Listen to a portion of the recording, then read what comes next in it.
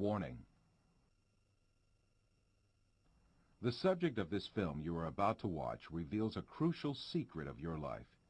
You should watch it very attentively, for it concerns a subject that is liable to make fundamental changes in your outlook on the material world. The content of this film is not just a different approach or a philosophical thought. It is a fact, which is also proven by science today.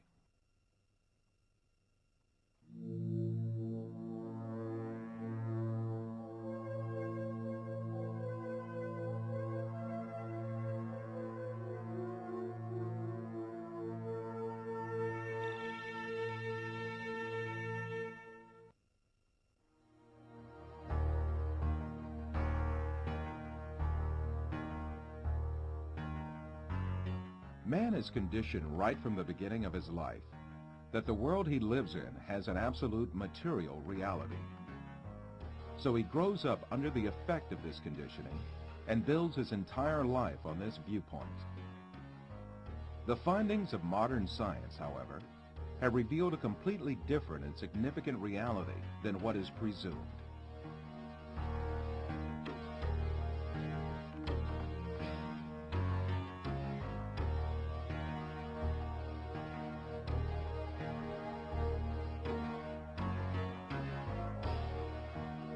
All the information that we have about the external world is conveyed to us by our five senses. The world we know of consists of what our eyes see, our ears hear, our noses smell, our tongues taste, and our hands feel. Man is dependent on only those five senses since birth. That is why he knows the external world only the way it is presented by these senses. Yet, scientific research carried out on our senses has revealed very different facts about what we call external world. And these facts have brought to light a very important secret about matter, which makes up the external world.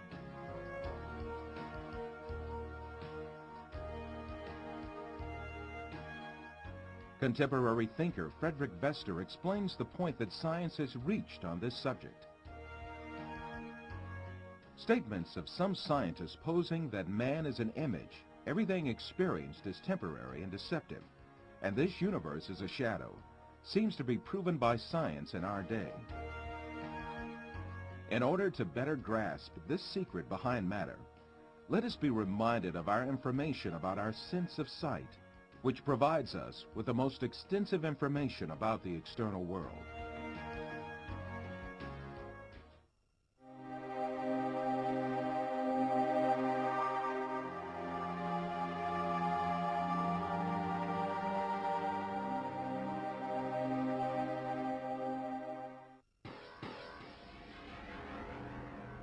The act of seeing is realized progressively. At the instance of seeing, light clusters called photons travel from the object to the eye and pass through the eye lens, where they are refracted and focus on the retina at the back of the eye.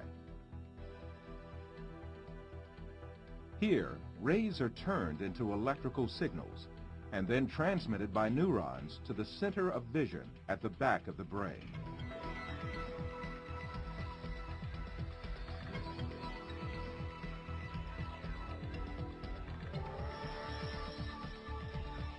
The act of seeing actually takes place in this center in the brain.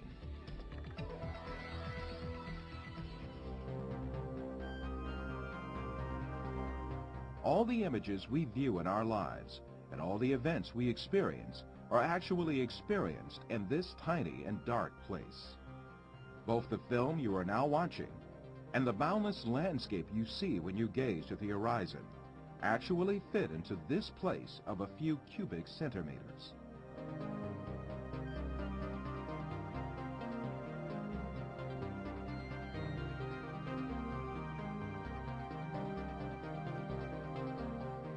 Now, let us reconsider this information more carefully.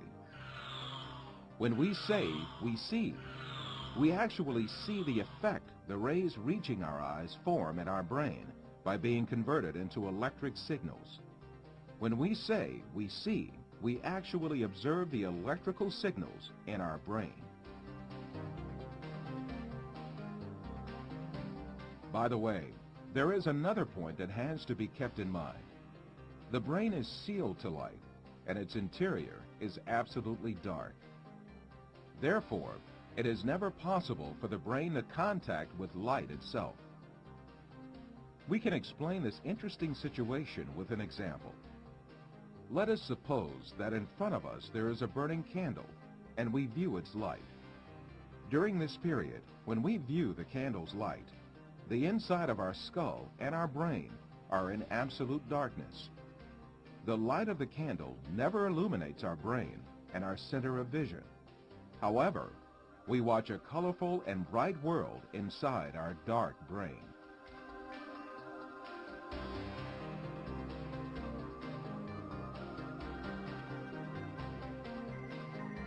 The same situation applies to all our other senses. Sound, touch, taste, and smell are all perceived in the brain as electrical signals.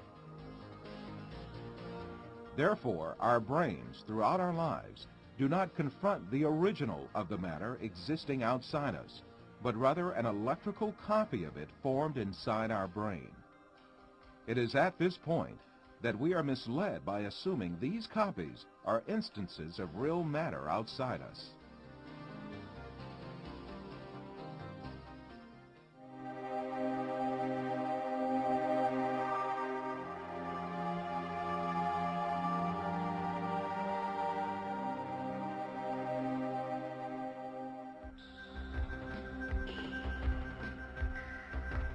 These physical facts make us come to an indisputable conclusion.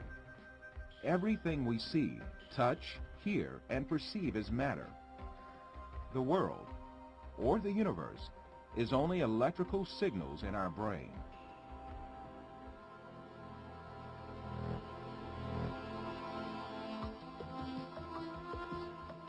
For instance, we see a bird in the external world.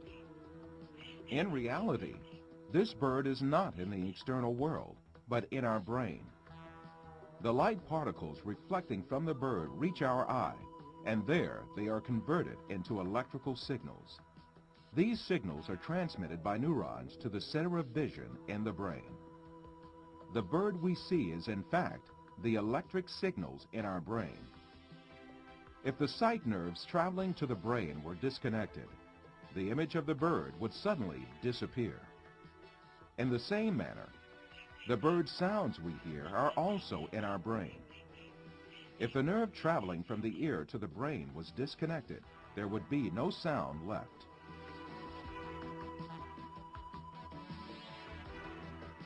Put simply, the bird, the shape of which we see, and the sound of which we hear, is nothing but the brain's interpretation of electrical signals.